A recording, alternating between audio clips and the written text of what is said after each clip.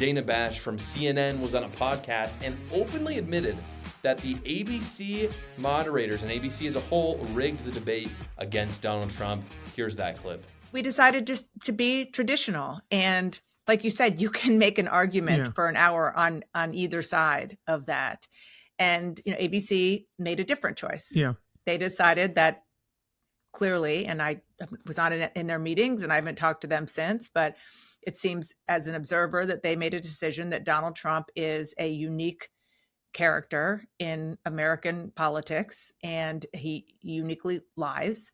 And that even though Kamala Harris was clearly prepared to call him out on that, they thought that it was their job to do it as well. And like I said, you can make an argument for that also, but I do journalistically, it's keeping an even hand as much as you can. Yes. Understanding that you're not dealing with two of the same individuals who don't approach the truth in the same way is important, but very tricky. Kamala Harris was not prepared to call out Donald Trump, like Dana Bash says. If she actually was prepared in that debate to call out Donald Trump, then she would have done it. And she didn't. And the reason why the moderators stepped in time and time again is because they knew Kamala Harris couldn't actually debate someone. No, let alone the fact that the moderators fact-checked Trump on stuff that was actually true. He was literally saying things that were happening. And of course, they never fact-checked her. It was not even their job to begin with. Kamala Harris can be the one to try to fact-check him, and then they can have that dialogue back and forth. Dana, at the beginning of this clip, talks about the more traditional approach that CNN took in their debate between Joe Biden and Donald Trump. And let me just say, CNN's debate was great. And the reason why you know this, and this is really telling about the left as well, if you looked after that debate, the debate with CNN between Biden and Trump, people on the right and independents and a little bit on the left were saying that was a very good debate. That was very, very good. It was well done, CNN. Me and a lot of people came out and said we're very surprised, especially considering Dana Bash and Jake Tapper are some of the most, frankly, like Trump haters in the world. For them to just kind of let Biden and Trump air some things out and have a conversation was really good. I thought it was great.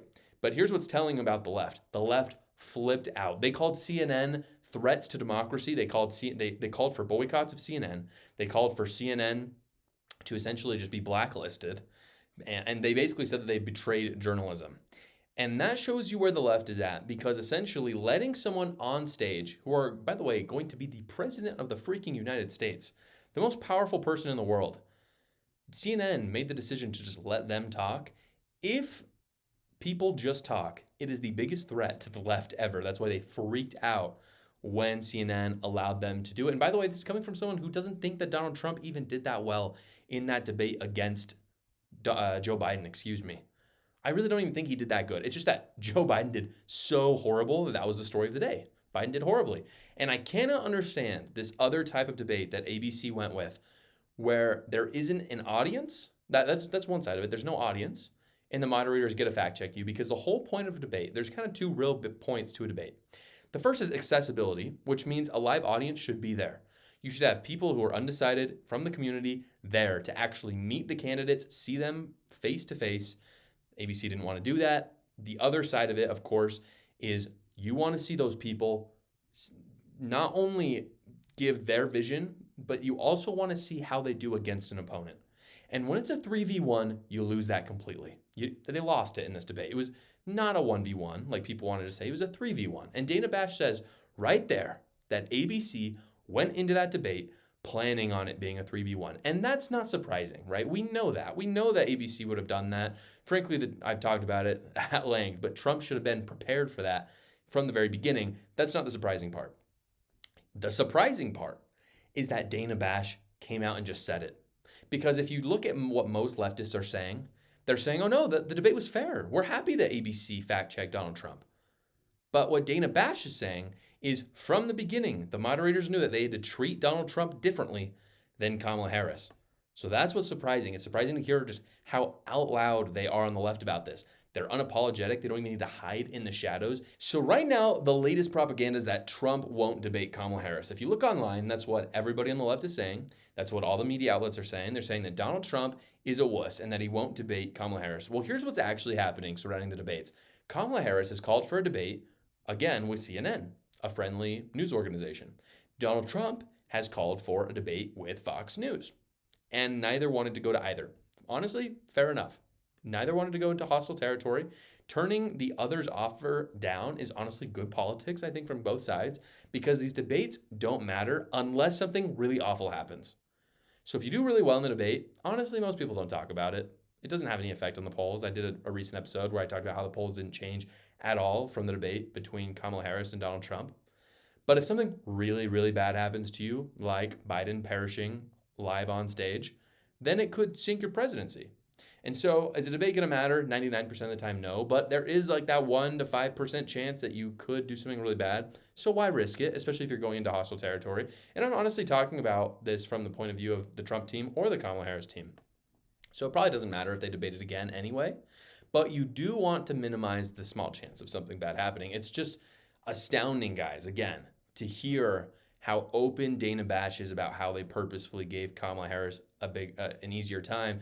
And then Dana Bash, along with the rest of the mainstream media, continue to push out this lie of Donald Trump doesn't want to keep debating, where, frankly, it's both of them. And frankly, I think that's a good political decision on both of their sides.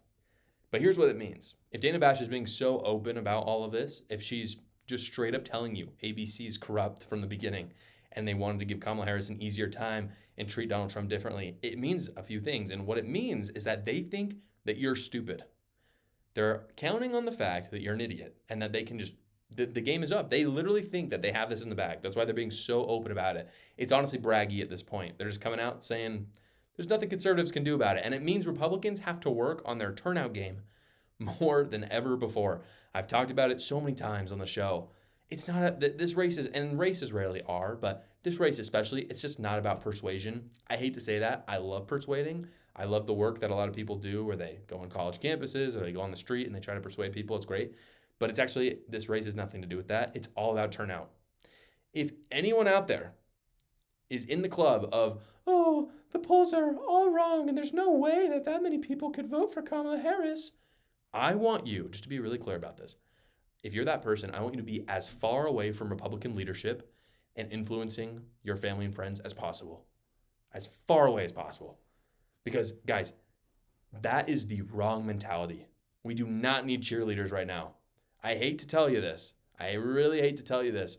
But there's a huge amount of people who are duped by the mainstream media. And yes, they are voting for Kamala Harris. So if you just think that we're just going to walk into this and it's going to be a piece of cake because there's no way that people could actually vote for Kamala Harris, that's how you lose elections. We need hungry warriors, not cheerleaders, to take down the corrupt media Democrat establishment. Thank you so much for watching, everybody. Please go down below, comment, like, and subscribe, and watch another video.